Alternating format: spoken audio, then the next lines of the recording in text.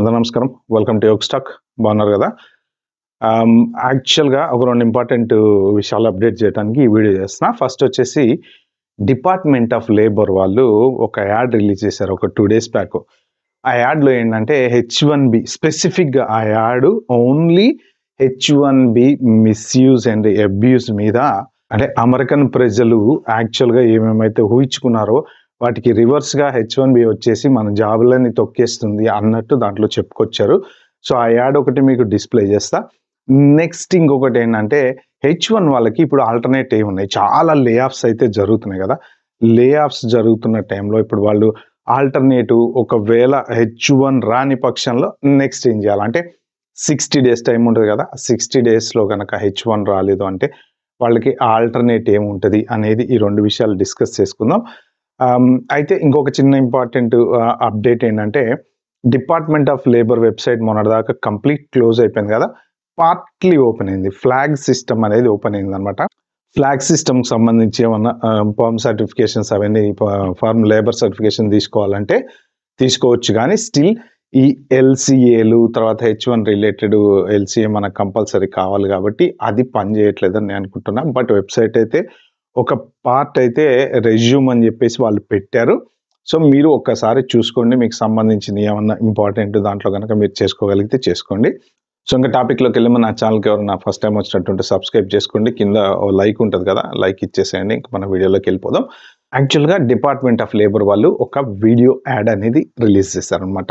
So ఆ video యాడ్‌లో వాళ్ళు కరెక్ట్‌గా 72% ఇండియన్స్ హెచ్-1బి వీసా తీసుకుంటున్నారు అని చెప్పేసి వాళ్ళు ఒక గ్రాఫ్ వేసి చూపించారనమాట. సో ఒక్కసారి మీరైతే ఆ వీడియో చూడండి. చిన్న 55 సెకండ్స్ వీడియో. Then we will discuss about it. Generations, we've told Americans that if they work hard enough, they can achieve the American dream. But many young Americans have had this dream stolen from them. Their jobs were replaced by foreign workers as politicians and bureaucrats allowed companies to abuse the H-1B visa. But now, President Trump is delivering the new opportunity for young Americans. Through Project Firewall, we're taking action to hold companies accountable for H-1B abuse and ensure they prioritize Americans in the hiring process, recapturing the American dream for the American people. చూశారు కదా? ఆ వీడియోలో యాక్చువల్‌గా వాళ్ళ focus అంతా ఏంటంటే companies misuse చేసినయి. అంటే వాళ్ళు రీసెంట్‌గా జోసెఫ్ ఎడ్లో ప్రెస్ మీట్ పెట్టినప్పుడు చెప్పారు కదా! ఆపరేషన్ ట్విన్ షీల్డ్ అనేది స్టార్ట్ అయింది. ప్రాజెక్ట్ ఫైర్‌వాల్ అనేది స్టార్ట్ అయింది. ఇలా రకరకాల ఏవో కొత్త స్కీమ్‌లన్నీ తీసుకొస్తున్నారు వాళ్ళు.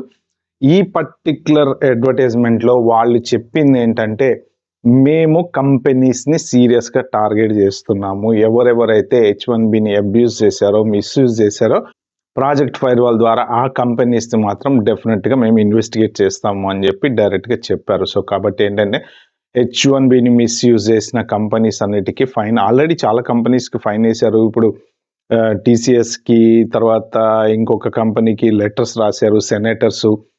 వాటికి వాళ్ళు డీలింగ్ చేస్తున్నారు. టీసీఎస్ వాళ్ళు వచ్చి ఇంకా మేము హెచ్-1 అప్లై చేయము, మనకు ఆల్రెడీ చాలామంది హెచ్-1 వాళ్ళు ఉన్నారు అని చెప్పి చెప్పారు. మరి ఇది భయపడి చెప్పారా లేకపోతే ఎందుకు వచ్చిన గొడవ వీళ్ళ గవర్నమెంట్‌తో పెట్టుకోవటం అని చెప్పారో తెలీదు కానీ బట్ పెద్ద కంపెనీస్ కూడా హెచ్-1 వాళ్ళని రిక్రూట్ చేసుకోవటానికి కొంత వెనకాడుతున్నాయి. చాలా ఇప్పుడు వాల్మార్ట్ వాళ్ళు కూడా హెచ్-1 ఆపేశారుగా. వాల్మార్ట్ వాళ్ళు కూడా చెప్పారు ఫర్దర్ డౌన్ మేము అసలు ఇంకా హెచ్-1 వాళ్ళని రిక్రూట్ చేసుకోము, ఉన్నోళ్ళతోనే అడ్జస్ట్ అయిపోతాము అని చెప్పారు. చాలా మంది కూడా హెచ్-1 వాళ్ళని రిక్రూట్ చేసుకోవడానికి కొంత భయపడుతున్నారు. సో అందుకని ఏంటంటే మీకున్న జాబులు ఎవరికైనా ఉన్న జాబులు జాగ్రత్తగా చూసుకోండి. పొరపాటున కూడా మీరు అంటే ఒక్కొక్కసారి అగ్రెసివ్‌గా వెళ్ళేసి ఏదో మనం బయటకెళ్ళి జాబ్ ఎతుక్కుందాం అనే సిచ్యువేషన్ అయితే కాదు. లే ఆఫ్‌లు చాలా ఉన్నాయి. స్లోగా అవుతున్నాయి. అమెజాన్ 30,000 మనం ఆల్రెడీ మాట్లాడుకున్నాము. ఇంకా ఇంకో కంపెనీస్‌లో నడుస్తూనే ఉన్నాయి. ఎవరి ఉద్యోగం ఎప్పుడు పోతుందో తెలీదు. అందరూ ఈఎంఐలు పెట్టుకొని, కార్ లోన్లు పెట్టుకొని, అవి ఇవి పెట్టుకొని హెడ్‌ఏక్‌లో ఉన్నారు కాబట్టి కొంచెం జాగ్రత్తగా ఉండటం బెటరు.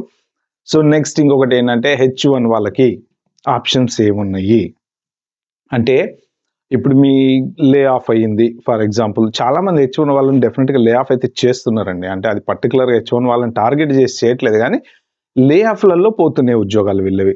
పోంగానే వెంటనే జాబులు చాలా మందికి దొరకట్లేదు. ఎందుకంటే రెడ్డిట్ పోస్ట్‌లలో చాలా మంది మెన్షన్ చేస్తున్నారు.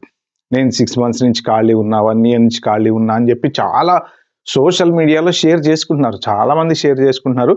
కొంతమంది ఇక ఫేస్‌బుక్‌లలో షేర్ చేసుకుంటున్నారు. కొంతమంది బాధలు చూస్తే వర్ణనాతీతంగా ఉంటాయి. పాపం అంటే నాకు లోన్ ఉంది, అది ఉంది. మొన్న ఎవరో చెప్తున్నారు చిన్న 1 ఇయర్ పిల్లోడట H1B జాబ్ పోయిందంట. తర్వాత వైఫ్‌కి కూడా జాబ్ లేదట. సో, అంటే ఇంకా ఈఏడి రాలేదట. సో, ఇట్లా ఉన్నారు చాలామంది పాపం అంటే స్ట్రగుల్ అయ్యేవాళ్ళు సిట్యుయేషన్స్ అంటే వాళ్ళకి టాలెంట్ లేక, స్కిల్ లేక లేకపోతే వాళ్ళు పనికి రాక తీసేసారని కాదు గానీ లే ఆఫ్స్ జరుగుతున్నాయి కాబట్టి యాస్ పార్ట్ ఆఫ్ ది లే ఆఫ్స్ H1 వాళ్ళు కూడా చాలా మంది పోయారు. బయటికి కంపెనీస్‌లోంచి. మళ్ళీ వాళ్ళకి జాబ్ దొరకటం అంటే కొంత టైం పడతది. ఇమ్మీడియేట్‌గా 60 డేస్‌లో అవ్వదు. ఎస్పెషల్లీ ఇప్పుడు ఏంటి అంటే మీకు షట్ డౌన్ నడుస్తుంది కాబట్టి టక్కన జాబ్ వచ్చినా ఎల్‌సీఏ తెచ్చుకొని ఎంబటే జాయిన్ అవ్వడం అది కూడా ఒక హెడ్‌ఏక్. అయితే ఏంటంటే ఇక్కడ సో, షట్ డౌన్ నడుస్తుంది కాబట్టి మీకు ఎల్‌సీఏ రాదు కాబట్టి ఒకవేళ మీకు జాబ్ రాలేదనుకోండి, ఔట్ ఆఫ్ స్టేటస్ అవ్వకుండా 60 డేస్ దాటినా గానీ మీకు జాబ్ వస్తే మాత్రం వాళ్ళు ఆబ్వియస్‌లీ మీకు ఆ లేట్ ఫైలింగ్ కింద ఒప్పుకుంటా అని చెప్పారు. ఎందుకంటే అది షట్ డౌన్ వాళ్ళ తప్పు గదా! మీ తప్పు కాదు. H1 వాళ్ళ తప్పు కాదు కాబట్టి లేట్ ఫైలింగ్ కింద నో ప్రాబ్లమ్ అని చెప్పారు గానీ, బట్ ఔట్ ఆఫ్ స్టేటస్ అవ్వకుండా చూసుకోవాలి అంటే జాబ్ కంపల్సరీ రావాలి. దీనికోసం ఏంటంటే కొంతమంది ఏం చేస్తున్నారంటే ఏజెంట్లు ఉంటారు గదా! ఎవరు మన డబ్బులు తీసుకొని పేరోల్ రన్ చేసే ఏజెంట్లు ఎవరైతే ఉంటారో వాళ్ళ దగ్గరికెళ్తున్నారనమాట. అంటే ఇక వేరే ఆప్షన్ లేక జాబ్ లేదు. మళ్ళీ జాబ్ వెతుక్కోవాలి. 60 డేస్‌లో రావట్లేదు. నెక్స్ట్ ఫర్దర్ ఏంటి ఇమ్మీడియేట్‌గా తట్టబుట్ట సర్దుకొని ఇండియా ఎళ్ళలేరు. ఏదో ఒక రకంగా జాబ్ తెచ్చుకోగలమన్న నమ్మకం ఉంటది. కాబట్టి ఏం చేస్తారంటే ఈ ఏజెంట్లు వీళ్ళు ఎవరెవరైతే ఉంటారో ఈ మన డబ్బులు తీసుకొని పేరోల్ రన్ చేసే బ్యాచ్ ఉంటారో వాళ్ళు ఇట్లాంటి వాళ్ళకి అప్రోచ్ అయితా ఉంటారు కాబట్టి మీరు మాత్రం చాలా జాగ్రత్తగా ఉండండి. ఎందుకంటే ఇప్పుడున్న సిట్యుయేషన్‌లో H1B చాలా సీరియస్‌గా స్క్రూటినీ అయితుంది. కాబట్టి మీరు వాటి డబ్బులు ఇచ్చేసి మీరు పేరోల్ రన్ చేపించుకున్నట్టు గాని బయటపడ్డదనుకోండి, మీరు పడ్డ ఇన్నేళ్ల పడ్డ కష్టమంతా పోతది. ప్లస్ ఇంకొకటేంటంటే వాళ్ళకేం పెద్ద ప్రేమాభిమానాలు ఎవడి మీద ఉండవండి. వాడు పేరోల్ రన్ చేస్తాడో లేదో కూడా తెలీదు. టాక్స్ కడతాడో లేదో కూడా తెలీదు. సో, అలాంటి ఏజెంట్ల దగ్గర పోయి మీరు ఇరుక్కోమాకండి. అనవసరంగా ఇరుక్కొని మీరు ఇన్ని రోజుల నుంచి బిల్డ్ చేసుకున్నటువంటి ట్రాక్ రికార్డ్‌ని మాత్రం మీరు పాడు చేసుకోకండి. సో, ఆ తర్వాత మీ ఇష్టం. అంటే మీకు వేరే ఆప్షన్ లేదు చేసుకుంటా అంటే అది మీ ఇష్టం గానీ, బట్ నేను చెప్పేదేంటంటే బెటరు లీగల్‌గా ఇప్పుడు ఎంత లీగల్‌గా ఉంటే అంత బెటర్. ఇప్పుడున్న సిట్యుయేషన్‌లో. ఏం లేదు ఇంత చిన్నది ఏమన్నా దొరికినా సరే దాన్ని పట్టుకొని ఇలా లాగుతున్నారు. మొత్తం బయటకొస్తుంది. కాబట్టి జాగ్రత్తగా ఉండండి. నెక్స్ట్ F1కి ఎవరైనా ఎళ్ళాలనుకుంటే మాత్రం ఎళ్ళొచ్చు. No problem. Change of status నేను చెప్పేది ఫర్ ఎగ్జాంపుల్ అంటే H1 మీద ఉండి మీకు 60 డేస్‌లో జాబ్ రాక చేంజ్ ఆఫ్ స్టేటస్‌కెళ్ళాలంటే B2కి అప్లై చేసుకొని B2 నుంచి H1కి రావచ్చు. పెండింగ్‌లో ఉన్నప్పుడు గనక మళ్ళీ అదొకటి చూసుకోవాలి. పెండింగ్‌లో ఉందా? అప్రూవ్ అయిందా? సో, ఇలాంటియన్నీ హెడ్‌ఏక్స్ ఉంటాయి కాబట్టి సో, B2లోంచి వెనక్కి రావచ్చు. ఎవరైనా H4లోకి మారదలుచుకుంటే H4లోకి మారండి. అది కూడా ఒక అడ్వాంటేజ్ ఉంది. నెక్స్ట్ ఇంకొకటేంటంటే డే 1 సీపీటీ పాసిబిలిటీ ఉంటే మీరు అవాయిడ్ చేయండి. ఎందుకంటే చాలామంది ఏంటంటే డే 1 సీపీటీలోకి వెళ్ళిపోతూ ఉంటారనమాట. ఏంటంటే అదొక ఆప్షన్. టక్కున ఇమ్మీడియేట్‌గా వెళ్తాం కాలేజీలో వాడికి ఇంత డబ్బులు పడేస్తాం. ఎళ్లి మళ్ళీ జాబ్ చేసుకుంటా ఉంటాం.